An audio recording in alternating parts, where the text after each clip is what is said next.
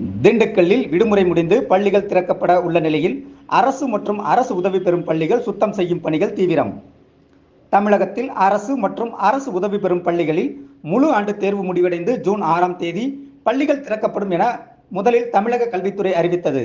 ஆனால் தமிழகத்தில் தொடர்ந்து வெயிலின் தாக்கம் அதிகமாக இருந்ததால் மீண்டும் வருகின்ற 10ஆம் தேதி அரசு மற்றும் அரசு உதவி பெறும் பள்ளிகள் திறக்கப்படும் என மாற்றி கல்வித்துறை அறிவித்துள்ளது.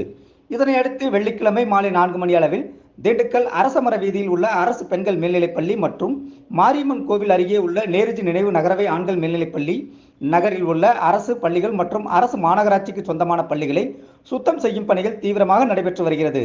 வகுப்பறையில் உள்ள ஒட்டடைகள் அடிக்கப்பட்டும் வகுப்பறைகள் கூட்டி சுத்தம் செய்யப்பட்டும் அதேபோல் மாணவர்கள் அமரக்கூடிய பெஞ்ச் மற்றும் டேபிள் சுத்தம் செய்யப்பட்டும் மைதானங்களில் மண்டியுள்ள புதர்களை அப்புறப்படுத்தியும் நாடாளுமன்ற தேர்தலின் போது வகுப்பறையில் ஒட்டப்பட்டிருந்த வாக்காளர் பட்டியல்களை கிழித்தும் சுத்தம் செய்யும் பணிகள் தீவிரமாக நடைபெற்று வருகிறது. மேலும் திண்டுக்கல் மாநகராட்சி சார்பாக தொற்று நோய்கள் மற்றும் கொசுக்கள் மூலம் சுகாதார சீர்கேடு ஏற்படாமல் இருக்க கொசு மருந்துகள் அடிக்கும் பணிகள் நடைபெற்றது. இப்பணிகள் அனைத்தும் 2 நாட்களில் முடிவடைந்துவிடும் என்று திங்கட்கிழமை 10ஆம் தேதி வழக்கம் போல் மாணவர்கள் பள்ளிக்கு வரும்போது பள்ளிக்கூடம் தூய்மையாக இருக்கும் என ஆசிரியர்கள் தெரிவித்தனர்.